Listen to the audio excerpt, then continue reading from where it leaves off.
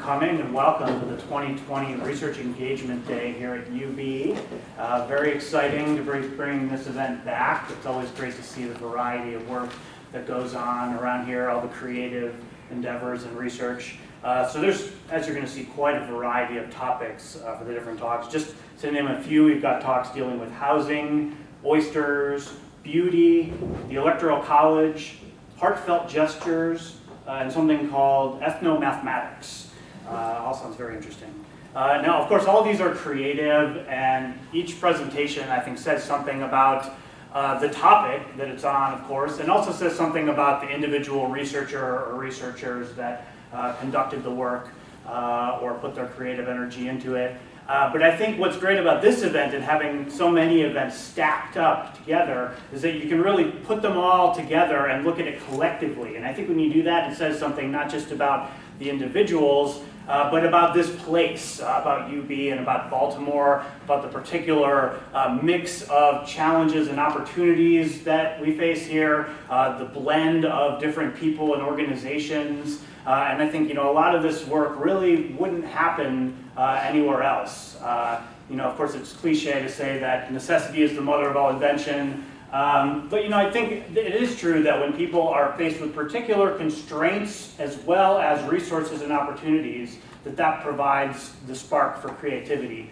In particular, I've been interested lately in the Apollo missions and in the computer, actually, that they programmed to run the Apollo missions. It's very fascinating to me that this group of men and women at the MIT Instrumentation Lab was faced with a daunting task: take a computer, something that typically fills a room and uses punch cards, and make it control a spaceship, and then make it small enough to fit on that spaceship. And they were able to pull it off, and in doing so, led to the development of modern integrated circuits, modern software and programming, paved the way for autopilot and our modern GPS that we all enjoy. And so, I think, and it might seem like a stretch to compare the work that goes on here to the Apollo space missions, but actually, if you've been paying close enough attention, you know that we have people here, students and faculty, that have actually worked with NASA recently to program some of their equipment. So it's not that much of a stretch, and it really is great, the work that goes on here. And I'm happy to announce that group just got a $15,000 grant from Johns excellent. Hopkins. That's great, yeah.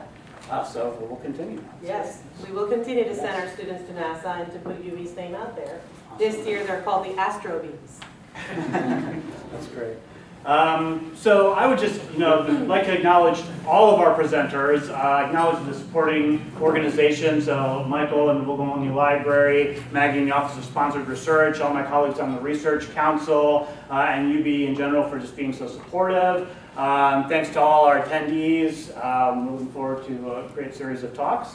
And with that, I will be turning it over to Dr. David Lingelbach, who I guess is going to talk about something slightly different than I've seen before. And this actually sounds even more interesting: how to become an oligarch. Who doesn't want to know about that? So with that, please welcome David.